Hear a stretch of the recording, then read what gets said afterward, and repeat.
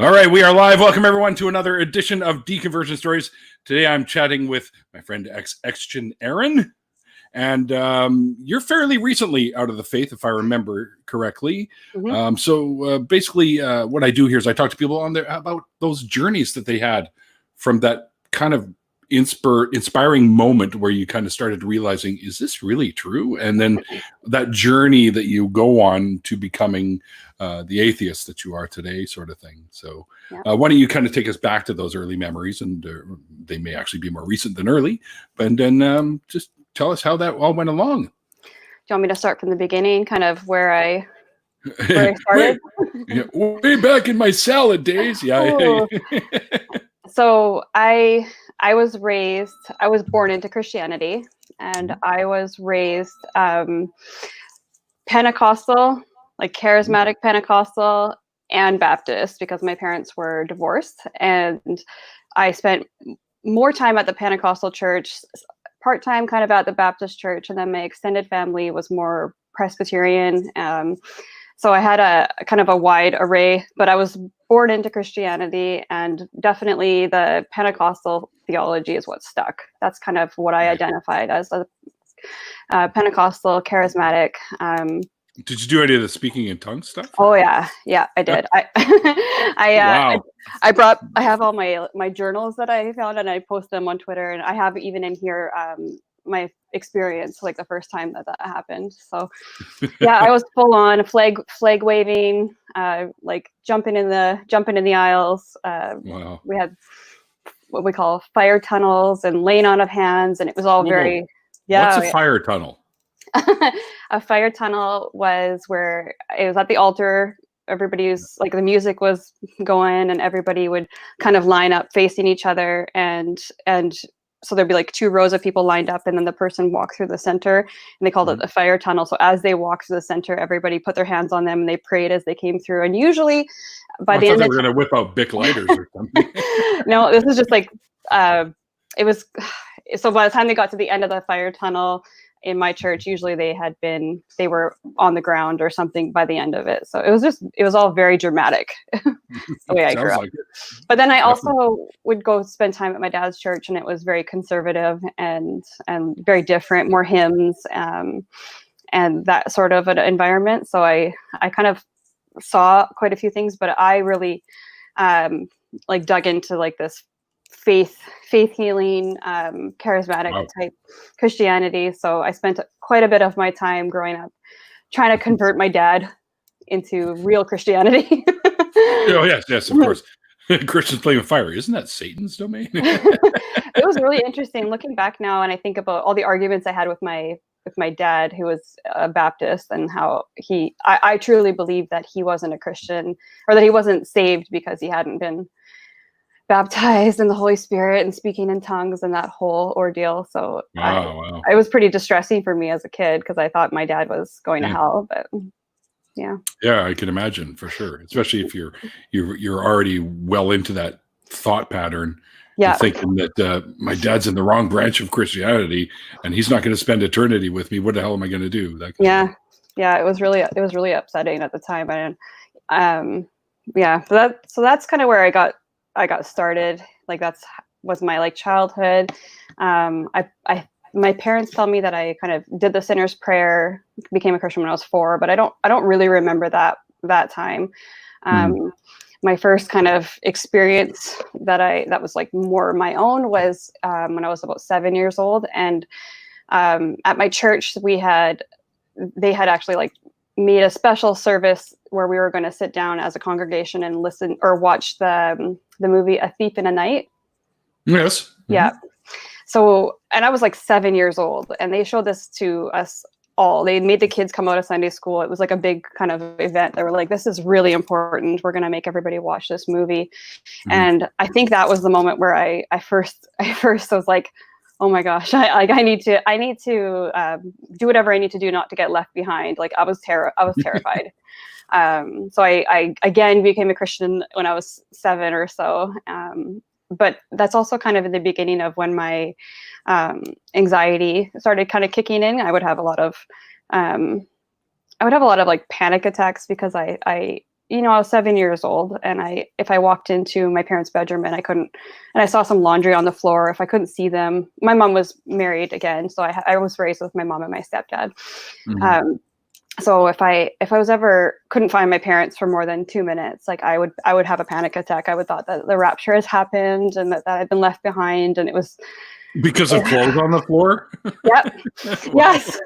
So even in the movie, they showed a scene like that, and that Yeah. image stuck in my mind for a long, long time. So because in the movie, all the Christians, all the true Christians were True ones. taken up to heaven naked or whatever. And so if my mom had just hopped in the shower and I saw some laundry on the floor, like I freaked out. I freaked totally out. So I Wow. spent a lot of time in that kind of panicky state, like as a kid. And that was pretty distressing for me. And then because my parents were very charismatic Christians, there was like a really heavy emphasis on spiritual warfare. Spiritual warfare at my church. So everything was spiritually related. Everything bad was something that Satan was doing, and he was, had a hold on this world. And so there was a lot of paranoia, I think, going on in my house. So even as a kid, like I would have nightmares, or I had a hard time falling asleep, and like sleep paralysis, like that happened to me tons as a kid, and it still happens to me sometimes as an adult, but it happened to me quite a bit when I was a kid. And I'd go to my parents for comfort, and their comfort was, well, like, oh, like you're definitely being attacked by demons, and so you need to pray to Jesus, and he'll fix all of that. So my whole childhood felt very haunted, is like kind of the word I look at it. Sure. Very, very like, just there's so much going on, but I don't really know. And the grown-ups in my life are telling me this is what's going on. So there was a lot of fear and a lot of needing a lot of comfort from my parents and people you trust that are telling you. Yeah.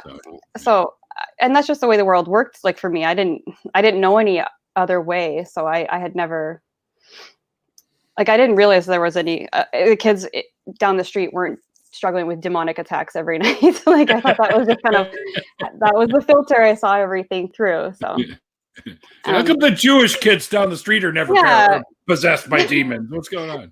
Yeah, definitely. So and then when I was 11 years old, I started getting sick. I got really sick, and I ended up getting so I started losing like a ton of weight. I was sick all the time. I was nauseous, and I was in a ton of pain.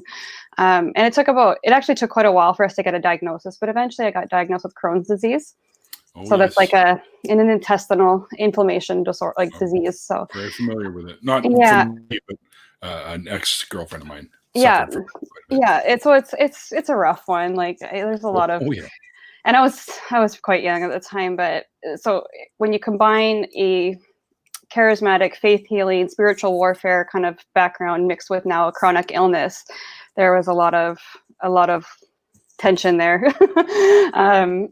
Someone else noticed your door in the back. Oh yeah. Yes. Mm-hmm. Where was I?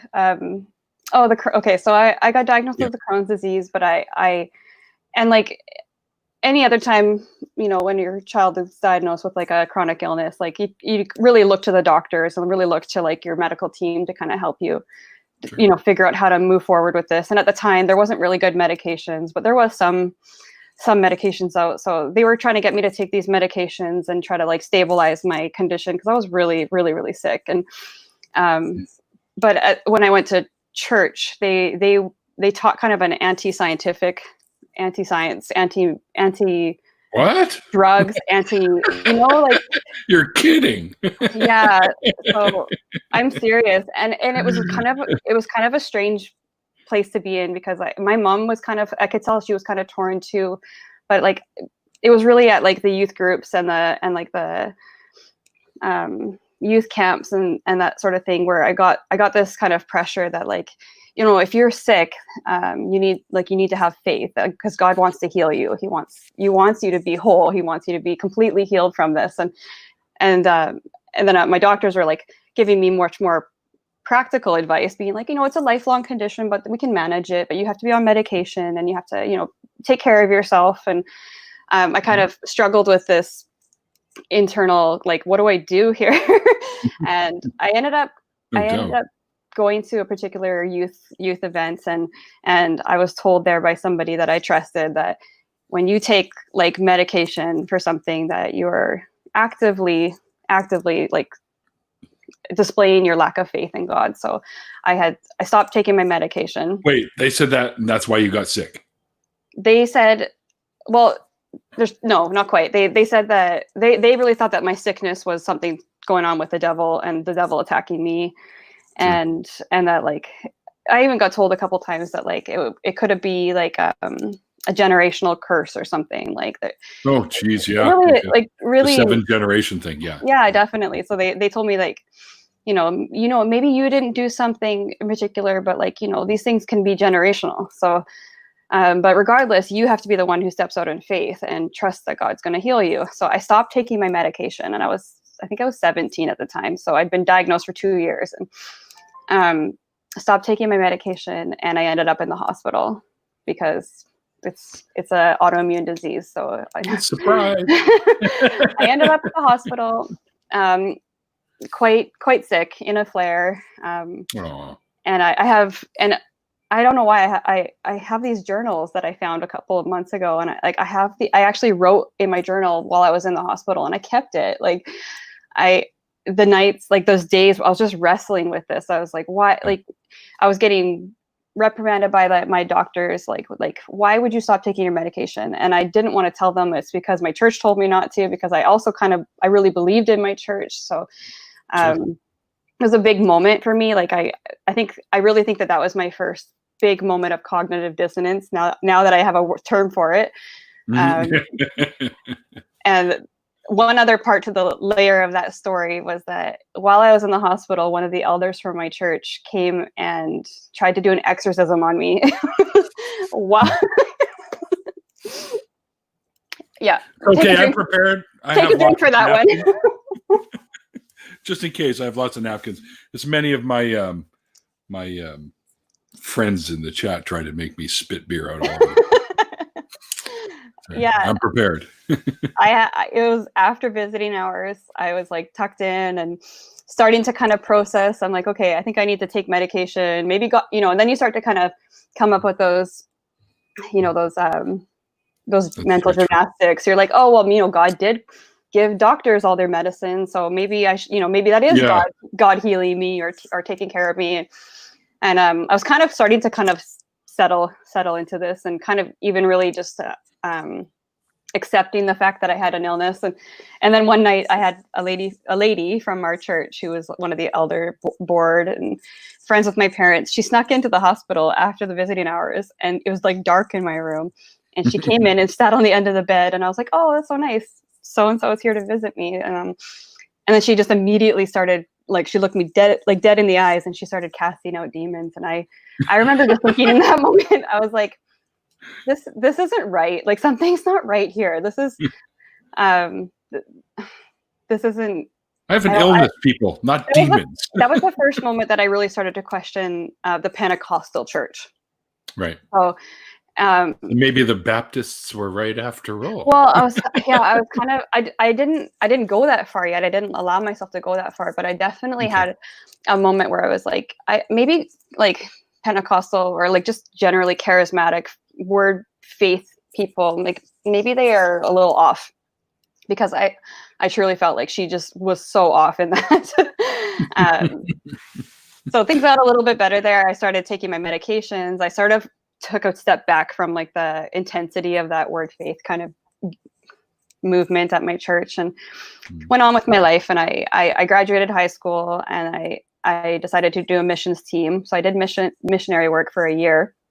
Oh yeah, where'd you go for that? Well, stay local, or? So I joined a team, and we were all set to go to Haiti. And you guys have uniforms? We did actually. We had a. What? Get out! Really?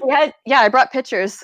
We had T-shirts, and we had like a blazer thing that we wore. So let me find it here for you. That is funny. So this is our team. So Wow. it was a local, or it was a Canadian group, and they were. I grew up in the prairies, and so we were. It came out of Saskatoon, this group, and it was under the Pentecostal Assemblies of Canada still. And so we had practiced to go to Haiti. We spent, we were planning on spending the first 6 months doing discipleship training in Canada, where we did a lot of volunteer work in Canada, training to go to Haiti. And then about a month before we were about to leave, Haiti had closed their borders or something. I can't remember what was going on at the time, but we ended up going to Scotland and just doing street ministry. So I didn't end up like going, well, we did go to Mexico one time, but mostly we just ran youth groups for people. We did like street ministry. We went out and talked to people. And we ran like a music and drama team. So I was on the music team. I played bass guitar on the worship band, and there were a lot of parts of that team that were really fun. But at the same time, it was hard. It was a really hard year. You play bass? I play bass. Yeah, I play guitar and bass. Not well, but I did. Neither do I, so it's okay. Here, I brought I'm pictures. just a singer. There's me, my little punk emo stage when I was a teenager, or when I was playing bass guitar for that team. So it was a good year, but it was also a very stressful year because they had a lot of restrictions on us as a team. Like there was no dating allowed. Like you weren't allowed to even date somebody from outside the team. You couldn't come on the team if you had a girlfriend or boyfriend. Yes, we're all beautiful dolls. You get a bunch of 18, 19-year-old kids. Like there were secret relationships going on, and secret relationships. Yeah, some of the people in the team. How'd you know about them if they were secret? Well, secret from the leaders. Oh, I see. So I was tormented over this. I was so worried about my team members who were sinning so badly. Anyway, so that year was over. I went, and then after that, I felt like I had got a lot of practical kind of experience, but I really needed some better theological grounding. So I decided to go to Bible college. And so I went to Bible college in Saskatoon, and I had originally signed up for like a 2-year transfer program because I felt like I wanted to go into missions work still at that time. I wanted to maybe help save people. Yeah, I wanted to go into I wanted to get a good theological grounding, then go into nursing or something and go overseas. And something really shifted in my mind while I was at Bible college. Even I struggled that year, like with what I was learning about. And I remember having a moment where I was I was doing my paperwork or my papers and my exams. And I remember thinking that I don't want to like talk down on people who've been to seminary, but I remember thinking that it doesn't really matter what I write as long as I end it with, you have to have faith. I get a good grade.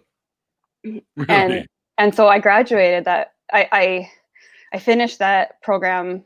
I had actually gone down to a 1-year program because I was just really feeling a lot of, I don't know, I felt like I needed to take a step back because I was feeling burned out. I was burned out. Sure. But I think I was just really struggling because I was having doubts. So I took puppy. Oh yes, this is my pup. Come here. Oh, she's chewing on something. I'll show you her. That's Maggie. Can you see her? Yeah, actually, there's a link to Erin's profile on Twitter, and her main photo is her with the little. Yes, that's my doggy.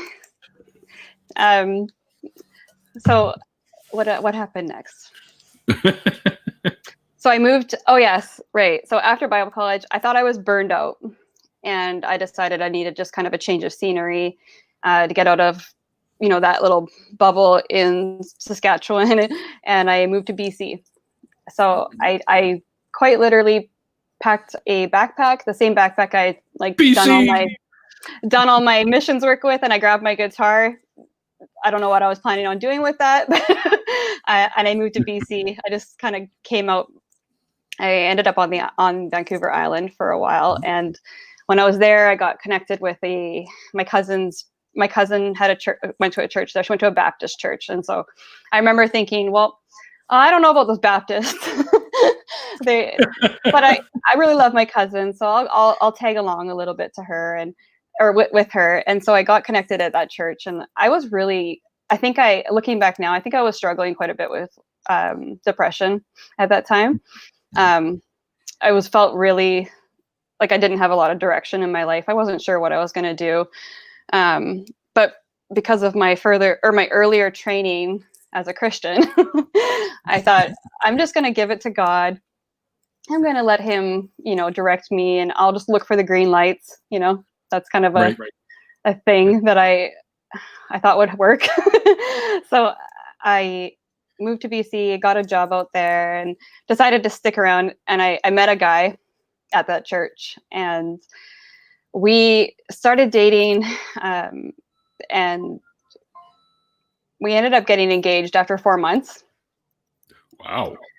And this is kind of where my life took a turn, where looking back now, it took a turn for chaos for me. I got engaged to this guy who I didn't know very well, but I had really made like this decision when I left Bible college that I needed to really trust God and see what he brought to my life.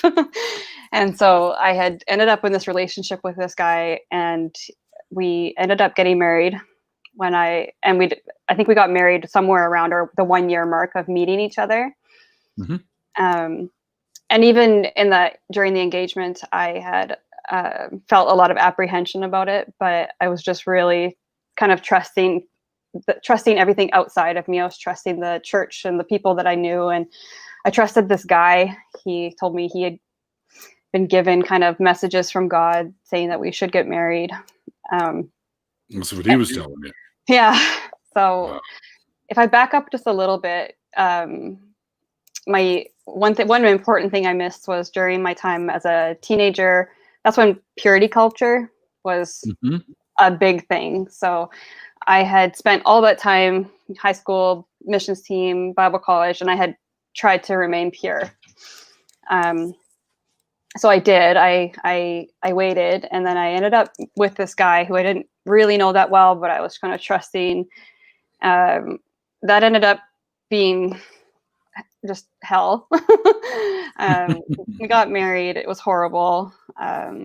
We didn't have that connection at all, really.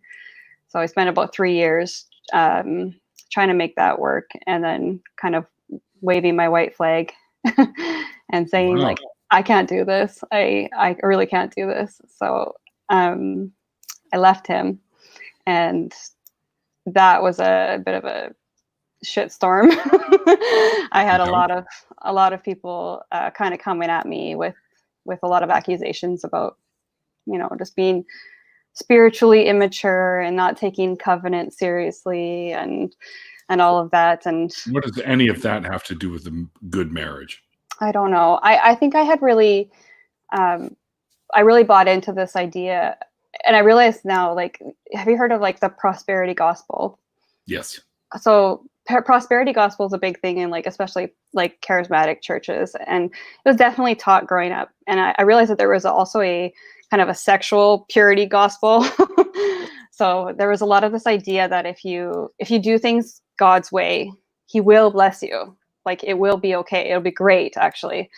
And so at that point, 3 years into this relationship, and it was just like a torturous 3 years where I was really not myself that 3 years. I was struggling. I was mad. I was angry all the time because I felt really, I was so mad at God at that point. I was mad that I was still a very, very like devout believer, but I was so mad because I had felt betrayed because I had done all these steps and it wasn't working. It was actually, I felt like it was making my life worse at that point. So I ended that relationship. And then shortly after that, actually, I met my husband, who I'm with now, and we've been together for like just over 10 years and did everything a little bit different. and it's been, it's been good. We have a good relationship. We have 2 kids now. So I have an 8-year-old and a 4-year-old. And so that's my background. I guess that's my background story. So about kind of dipping into the deconversion part of it, about a year ago, it was about a year ago in May, so just over a year out here. So I am very freshly deconverted. About a year ago, I guess actually maybe I'll go back a little farther. About a year and a half ago, I've always struggled a lot with anxiety and at times depression, but anxiety has been a huge one for me. I just struggled. I was always very like, I just felt I would feel overwhelmed really easily, and that would always kind of negatively impact my health as well. So I had struggled with it for a long time, and finally kind of I was like, I need to get on top of my anxiety because this is not working for me. It's really hard to be like a mom and married and do these things and be friends when I'm feeling overwhelmed just about life. So I ended up getting some help. I went to a counselor, and they taught me a lot about cognitive behavioral therapy. And I ended up doing like a short kind of support group where they taught you about cognitive behavioral therapy and just mindfulness in general. And I remember feeling at that point, kind of the early stages of like, why is this working so well? Like this had nothing is biblical about this. Nothing divine involved here. Yeah.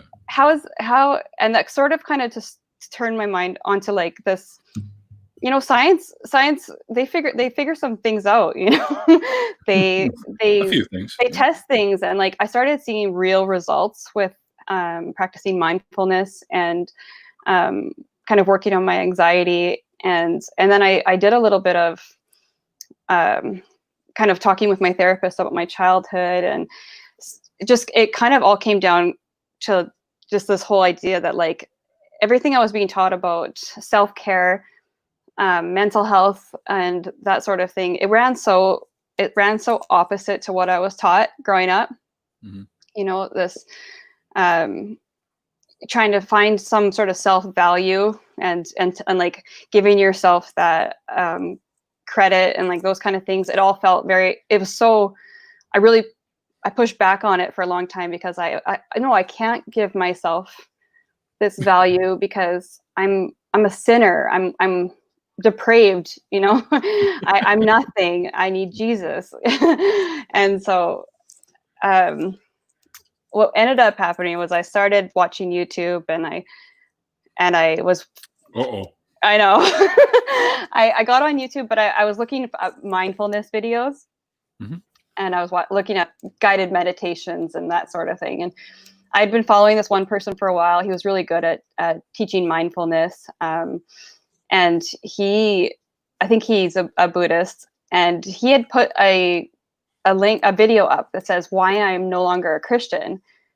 And I still remember like when I read that title, like I felt like the blood like left my head for a minute. I was like, what? What do you mean? Is that possible? People don't leave Christianity. You can't leave Christianity. That's not a thing. And I still remember kind of feeling like I shouldn't even click on that. No, I shouldn't click on that. That's no. But I did. I clicked on it, and it was a short video, and that's all it took for me to be like, whoa, I didn't even realize, like I was so in a bubble. I didn't even realize people ever left Christianity. I really didn't. And then because YouTube is YouTube, over the next couple of days, that one video, it was kind of, I got those suggestions, and I think I was about 2 or 3 videos in, and I came across like the Atheist Experience and Matt Dillahunty, and like, oh my gosh, I just all like come out of the woodwork. I went down the rabbit hole, like, and I became kind of obsessed with all of it. And from there, every question, like they just bring about more questions and more questions and more questions. And Sure. I a couple of things I was like, yeah, I can definitely see how maybe Pentecostalism is wrong. And so at first I was very willing to like, okay, maybe I need to like kind of deconstruct some of these ideas that I find the most harmful, like the rapture theories and maybe like eternal conscious torment. Like maybe I'll look into these other types of Christians. And I really remember feeling like, okay, look at this a little bit, but not too much, because that's very dangerous. But it just kept going, and I kept having more questions, and I started watching debates, and then I started ordering books, and I started reading, like Bart Ehrman, and buying like the more scholarly works on like the textual criticism, and a couple of big things happened for me, like that really kind of made it all kind of explode. Like, so realizing some of the stuff in the Bible, like, wasn't originally in the Bible, like the long ending of Mark. I still remember that day being like, Revelations was considered blasphemous. Right. So I grew up in a denomination that basically built their theology on the long ending of Mark and Revelation. And so that was like a big moment. And then looking back farther into the origins of Judaism and looking at the documentary hypothesis. Yeah. That really blew my mind for quite a long time. I just wanted to know everything about it. And then it's kind of those, I think I wrote down a couple of like the big kind of like, I call them like the dominoes, you know? Yep. So yeah, it was like the short ending of Mark just blew my mind. I had no idea. One other thing I didn't realize was that I didn't realize I was a fundamentalist. Like, I didn't realize that until last year. Like, I thought I was a Christian. But now I really look back and I'm like, no, I was a fundamentalist. Like, there was a literal Adam and Eve, and that was very important to my theology. So, and naturally in my studying and, researching, I'm like, when I came to the realization that the idea of a literal Adam and Eve is quite improbable, if not impossible. Improbable. That was a big day for me. And the reason behind that was because a lot of the things that had gone wrong in my life or had been my biggest challenges, like my health and those kind of things. When I turned to people in my family and my church for answers for like, why would God allow me to, like, 11-year-old, like a pretty innocent 11-year-old, to get such a painful disease, an autoimmune disease that I'm going to have the rest of my life? The only answer I ever really got from everybody was that it's a fallen world. And you have to just live with that. And so it's your fault. Yeah. And so I had really struggled with that for a long time, because I just, it was so unfair. It was so unfair that because stupid Adam and Eve, like, I remember feeling like, and then I would feel bad about thinking this, but I was thinking like, I have this like disease, and I struggle so much with this pain because of, their mistake. And it was about August last year when I really had spent a ton of time on like the young earth creationists. And I do need to credit, obviously, Paul Gia. he was Good old Paul. Right. I just binged his stuff. And when I kind of came to that place where I felt like, that couldn't have happened, I also realized that also threw out a lot of the really important doctrine. So original sin and, the theories of atonement that I had been taught about why Jesus died. And that was a huge day for me. Like, I kind of think that was the day that I look back and I'm like, that's the day I stopped believing. But there's a little bit more work I had to do after that. But that was a huge moment for me. And then Are you familiar with this Chrissy Stroop person on Twitter? Yes. Yeah. Okay. All right. I love her. A couple other people that I credit to kind of helping me sort things out. Like I had watched a ton of Apologia, Prophet of Zod, because he was a former Pentecostal. Yep. So I found, funny you oh mentioned that. man, yeah, I found his stuff very, very, like, it just hit home for me. It talks about like the torture of teaching a kid that, you know, or there's a relationship with Jesus, and when he talked about how hard that is for kids to, like, it's like psychological torture. Yep. Those kind of things, just like totally. I connected with that a lot. Holy Kool-Aid and GM skeptic, because where I come from, there was so much paranoia and so much superstition involved in everything. So I found like their channel's really, really good for helping me get kind of past that. So good for that. And then Seth Andrews, when he had such a good guy. Right. I actually met with him a couple of weeks ago, and it was just awesome. Yeah, you did his show, didn't you? What's that? You did his show. Yeah. Yeah, it's coming out sometime this week. So, but I forgot to tell him this. Maybe he'll see this. But he had done.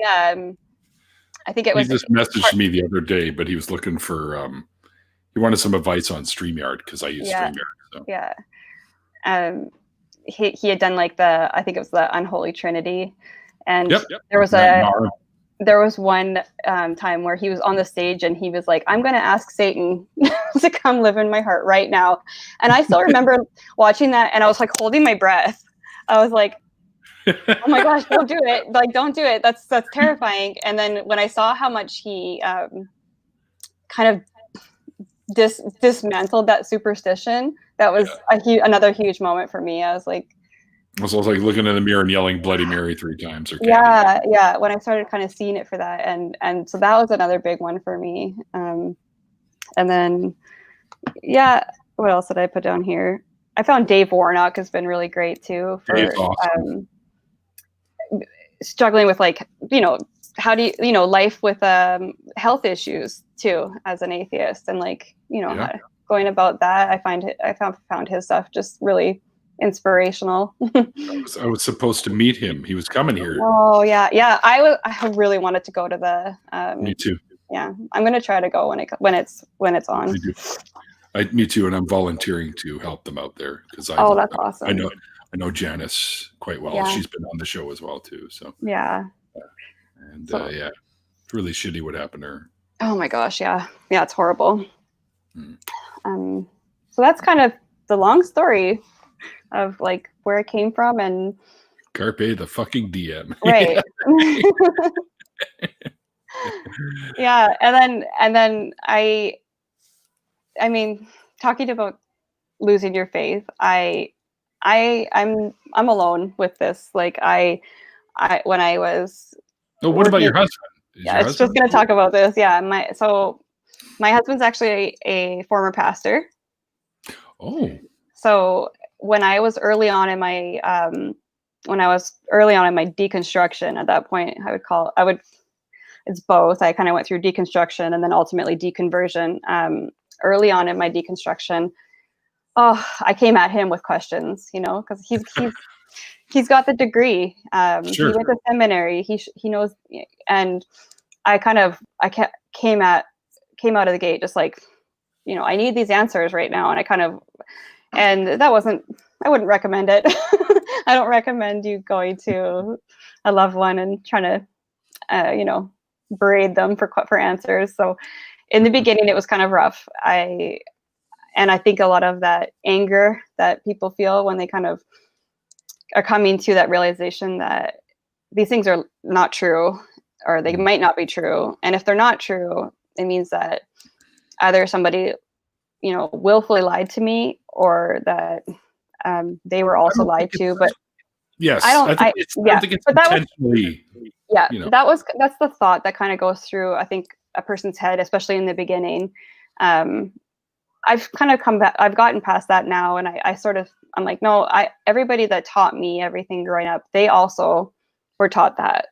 But just looking at from in the beginning stages, I was angry. I had that angry phase where I was confused, and I'd felt like I'd wasted years of my life and that I had gone through some things that I wouldn't have gone through had I not been such a strong believer. So there was a time there where I kind of burned a bridge there with my husband, because I came at him all these questions, and one thing I learned out of it was that like he didn't grow up in the same denomination I did, right. So he couldn't really understand the intensity really about how I grew up versus his story. He had become a Christian in his teenage years. He's a born again kind. Yeah, you know, I think now that we've talked a lot, like I think his passions really lie in just he loves to help people. He loves to he loves to encourage people. Even so, now he's not in the ministry anymore, but it's still a big part of his job is kind of mentorship and leading and being kind of like that big brother figure is kind of his jam. So I think that was a big part of why he got into ministry. He has a soft heart, especially for people who don't have anybody else in their life giving them that kind of positive reinforcement. So, so I eventually realized that like that was not very healthy of me to be directing all of that at him, and so I decided to take it online. And that's when I didn't have a Twitter before that, and so I started a Twitter, and I got on Reddit and got on Twitter, and I started just spewing it. It's just like I got it all out there, and I just kind of needed somewhere to scream into the void. Sure, yeah. And then unexpectedly, kind of, I found a whole bunch of other people there. And that was great. That was really great. Yeah. I guess, it'd be about a year now since we kind of crossed paths. Well, yeah, actually not even. I started my account in October, and I just kind of. Oh, is it that? Oh, wow. Okay. Yeah. And I only started posting in January. So it's been like, and it's been pretty quick to like find my little community, and it's just been awesome. I got a lot of like just knowing that you're not alone with like how like messed up some of these things are that you're taught. Some place for you to kind of just put it out there, and honestly, just even some of the back and forth I get from Christians and stuff, like it's I like it. It's fun. It's fun for me now. It can be, but well, I'm hearing a bit of an echo. Do you have the sound going somewhere there? I don't think so. That's kind of weird. I think my kids are upstairs. I wonder if they're. No, because it sounds like I don't know if that's me or I don't think it's me. But anyway, it's okay. Sorry. It's not too distracting. I don't even know if the people in the chat can hear the because sometimes they can't. It's only me that it might be some weird delay effect because these are wireless, so it could be something. Yeah. Is it okay, or is it pretty bad? Oh no, it's fairly low key. Okay. Unless I start yelling, then it's a different story. But don't worry, I'm not going to start yelling. Yeah. That's coming tomorrow. When I go on Talk Ethan. Are you like? Yeah, that's right. That's awesome. Yeah. I'll watch it. I'm co-hosting Talk Ethan tomorrow with Vila Bianca. That's awesome. Yeah, they're awesome. Yeah. It's so funny because I'm like, all right, I promise I'll try to keep my cool. Mm-hmm. And she's like, well, you know, people really like it when you go beast mode. Well, hey, the echo's gone. Woo! Good. Okay, so they could hear it in the chat. Okay, sorry guys. Yeah. I don't know what it was, but apparently God stepped in and stopped the echo. So okay.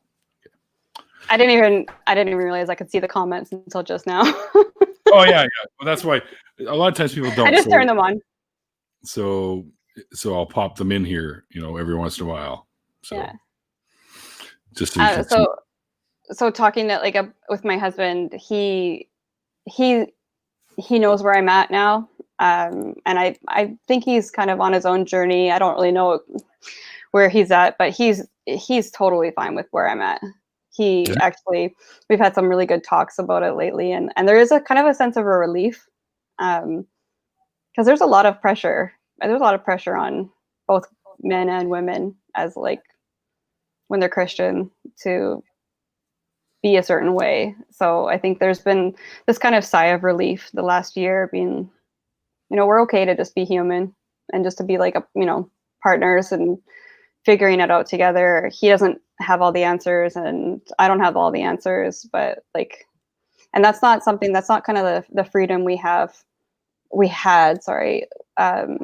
when we were Christians. Like, there's always this kind of idea that, the husband's the leader, the spiritual head, and so there was just this kind of, even though he never ever, that wasn't part of our relationship outwardly, but I think there was kind of an unspoken thing there. And I feel like since I've fully come out as, I'm not a Christian anymore, it's a bit of a sigh of relief, I think, in our house. You think so? He can just be himself now. I can just be myself, and it's been great, actually. That's good. That's really good to hear, because I've heard a few stories where shit just rolls downhill after that. And I can totally understand that. I can, had I kept kind of putting all my questions on him, and had he not been as open to like looking at this stuff too, I think that I can totally see how this could totally dismantle a relationship, like, really quickly. And I have a lot of sympathy and a lot of empathy for relationships that don't work out. I can see how that would be. And I guess I'm thankful that he's open-minded enough to look at this stuff with me. So now we actually we watch videos together, and he knows that this is my thing now, right now. And I love, I'll sometimes tell him when I get into a Twitter battle and stuff, and he's it's kind of funny. And, but overall, like, and I think that maybe the biggest reason for that is where we were both at in our lives when we got together. We weren't really like a super spiritual couple together. We got together because we liked each other, and we see a lot of things the same. We have the same kind of value system, even outside of Christianity. So losing that part was just one part of our relationship. There's lots of other parts of our relationship that are going on just fine. Yeah. That's cool. Yeah. I'm not sure why, but Doorknob Head would like to see some of that hot overhead rail door action. You don't even know what that means. You want me to go roll the barn door? He's obsessed with that. I'm not entirely sure. Maybe he was born in a barn. I'll go roll it later. Yeah, well, we are going to do an after party. You're cool to do that, which is good. Yeah, because you're in the same time zone as me, so it's easy. I'm actually quite close to you. Are you really? Yeah, we're just in the Fraser Valley. Here. I'm looking out the window. Are you hiding outside? Yeah, I can actually. We just moved again, but we're just in the Fraser Valley there, not too far from Vancouver. Not too far from Vancouver. Very good. Yeah.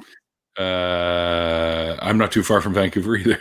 Yeah. I live in New Westminster. Yeah, well, technically Queensborough, but that's all right. Yeah. And then my very good friend Shaliza and her husband Sonny, it's their anniversary today, and it's her birthday. So they're down in the park across the road. They're setting up the barbecue. Oh, there's that echo again. Why does that keep happening? I hear it a little bit this time too. Did you? Yeah. And now it's gone. Weird. It's like it comes and goes. I wonder if it has something to do with the connection. I don't know. We'll see. Yeah, so they're throwing a barbecue, and they're Indian folks, so it's going to be all like tandoori chicken and all that. So good. I know, right? I'm drooling just thinking about it. But, that's awesome. Over there after the after party, they'll be running late. And I looked in their cooler; they've got giant 40-pounders of vodka, nice. and Captain Morgan spice rum, and I'm like, I got my beer. That's all I need. Yeah. All right. Well, so do you have any issues with like any other family members now, or do they all sort of just let her do her thing? Or I am not actually fully out to my whole Oh. family, and I don't really have like a plan going forward with that. I don't intend to make like a big, I guess Facebook is where most of my family is on. I don't plan on doing like a big Facebook post, but I'm fully ready to like one-on-one kind of engage with my family as it comes up. I did kind of out myself to my parents last month on Mother's Day, actually. So I think I didn't say like, Mom and Dad, I'm not a Christian anymore, but the conversation went that way really quickly after my dad was ranting about like this, just to get inside my parents' head for a second. Like, my dad thinks that Bill Gates is the Antichrist, and he believes that the mark of the beast will be, you know, some sort of vaccine microchip from Bill Gates. And like, he just went off the deep end, and I couldn't stop myself from being like, you know, challenging some of his opinions, and that kind of ended up in a bit of an argument, but it wasn't actually that too bad. But so they definitely know that I am not where I used to be, and that I have made a few comments here and there that like I'm not interested in that. And I'm, you know, even just recently talking about with COVID and my kids being out of school, I was talking about, you know, homeschool programs, and I said, yeah, I really like, you know, I want to look into maybe homeschool programs for the fall if school's not back fully in session, but it's really hard to find a homeschooling program that's not Christian, you know, stuff like that. Yeah, you're right. So I think it's just kind of, we're kind of fading into that, but I think my parents will, like we have a good relationship. Nothing could stop us from having that relationship, but it definitely puts some tension on some things because of their particular kind of background. If I'm not a Christian, then it's definitely an attack of Satan, and I'm definitely deceived or something along that line. So that's a really hard one to kind of bust through. Like, that belief system is particularly closed. Yeah. It's really quite hard to. And I mean, I know because I was in it, but I'm not quite sure how to talk to them about that yet, other than to just go about my life and show them that like I'm doing just fine. You know, I think that will speak more words than me coming at them with some, you know, arguments. Right. Yeah. For sure. I mean, let's face it, that's a band-aid you're going to have to rip off at some point, right? So yeah. Plan it out. I think about it a little bit before you speak with them. And yeah, I realized that going on Twitter, doing interviews, like there's a very, very small chance that they would come across this stuff. And I had just decided that like, it's okay. Like there's enough a conversation going on there with them that so I almost see it as that if they were to watch a video like this, they aren't a part of this conversation. So they would almost be forced to sit back and listen to the whole thing. Yes, and, you know, interviewer kind of acts as some sort of mediator because you kind of are there asking questions that they maybe wouldn't have asked. So it's okay. And maybe even one day when I have that conversation with them, I can actually just send them some links to some videos that I've done to further explain it. Oh, there you go.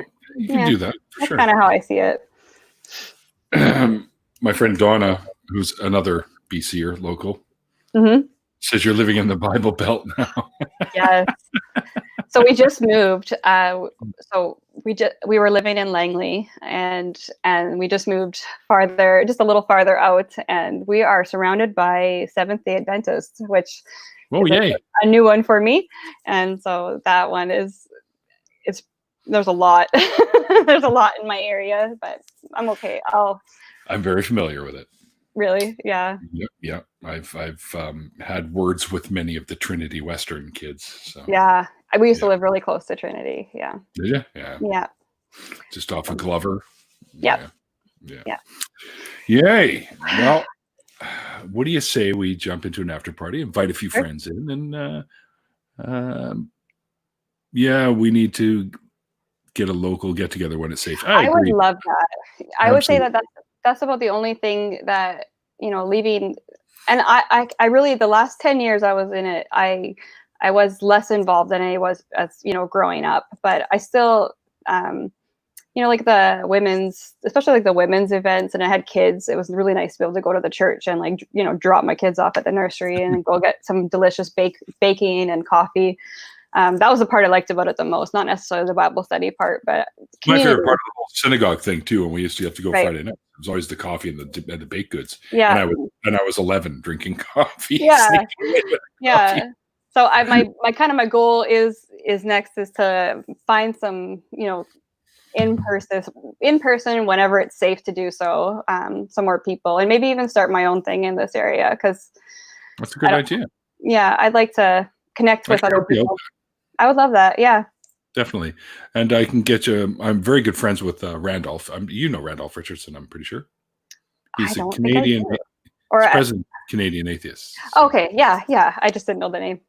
Yeah. And I am the community advocate for Canadian Atheists. Right? So, and I have my card to prove it. Right there. Nice. Canadian Atheists. Very nice. Yeah, I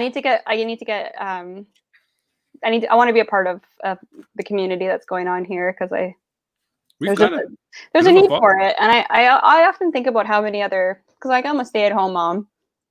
I've got small kids. I've got an 8-year-old, a 4-year-old, and I kind of wonder how many other secret, atheist moms are out there. Sometimes I wonder, because I think a lot, we have a lot of time at home. There's a lot of time to think about things and go down the YouTube rabbit hole. So I'd like to somehow draw some of those people out of their shell too.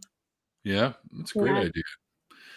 Well, I'm often out that way because my sister lives in Mission, so yeah. And I go up there and stay at her place every other weekend, when it's okay to do so. Yeah, one of my brothers lives in Mission, so yeah. There you go. We're still on this side of the highway. We're right near the zoo. Oh yeah? Yeah. Wow. Cool. I haven't been there in like a billion years, man. Yeah. Awesome. Yeah. All right. Well, Erin, thank you for joining me today. Thanks for having me on. Great chatting with you. And it pleases me that you're local, because we can actually get together and do some events. Yeah. I got to pick up the slack for Atheist Republic here in the area, because Armin fucking moved out of Vancouver. So it's myself and my friend, Randolph does it. And for crying out loud, his name is just fallen out of my head. Vikram is the other guy who's one of the members of the Atheist Republic Vancouver consulate. So we often throw on little get-togethers. Yeah. But of course, with the whole COVID thing right now. Yeah. And I had just kind of started to look for those groups right before COVID started. So I'll wait for that, but I will be a part of it when I can. I got your back. I'll let you know every time something goes on. No problem. That's awesome. And thank you again for sharing the story with us. It's good to hear that even people that are that fundamental can be yanked out of it just by one little thing that starts those dominoes falling. Yep. Right? That's right. All right. Thank you guys for hanging out with us. Hope you guys enjoyed our chat. It was, there's some couple of parts there that I was kind of getting a little kind of welling up a little bit, because it was sounding like it was going to go to like a dark place, but you managed, you got your way through, and you found a guy that, ended up being a lot better than the first one. I've been there. I was married for 3 months and found out she was doing cocaine and other dudes. So, yeah. And then telling her kids to lie to me about it. So I got the hell out of that one. Yeah. Anyway, so we're going to do the after party thing. Erin's going to hang out with us for a while. I can go for about an hour and a bit. So if anyone would like to join us, just let me know via Twitter and messages, whatnot. If you're not on Twitter, you can try me on Facebook Messenger, but I'll probably have to open up. But I don't actually, my Messenger's not active, because if I had that thing on, it'd be bing, bing, bing, bing, bing all the fucking time. So, and that's just my relatives. I can't even go on Facebook right now. Oh no, Facebook's such a shit show. But mind you, so is Twitter. But Twitter for me is just way more fun, because there's a lot of people that are hovering around at the same time, and we're all exchanging ideas and stuff like that. And it's so much fun. Yeah. All right, we're gonna do that. So I will send you guys a link if you're interested in joining us, and I'll send you a brand new one because I'll shut this one down and give you a Sounds brand. good. I usually take a little bit of break, go outside. And... Yeah, that's great. I need to go pee.